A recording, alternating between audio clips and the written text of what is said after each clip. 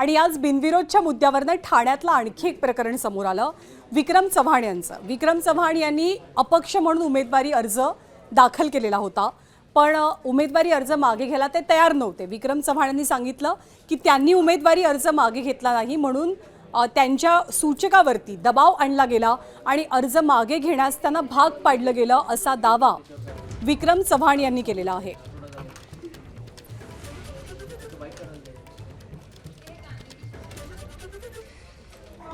माझा फॉर्म कुठल्या बेसिसवर सबमिट केला?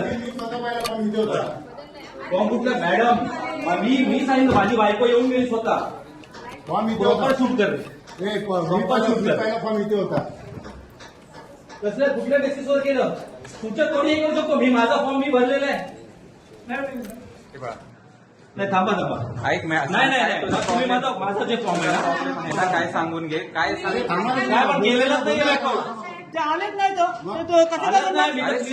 मॅडमला सांगा ना, ऐक मग तुम्ही कसं थांबत तुम्ही बाहेर आता मध्ये परत अर्ज करू। 4:30-5ला माझे सूचक आहेत, त्यांना घरातून घेऊन जाऊन 2 व्यक्ती त्यांना घरातून घेऊन जाऊन त्यांनी त्यांच्या सूचकाची बेसिसवर आपली साईन घेतली आणि सांगितलं की मी इथे अवेलेबल नाही आहे, माझ्या घरात काहीतरी दुर्घटना घडली आहे म्हणून मी बाहेरगावी गेलो आहे।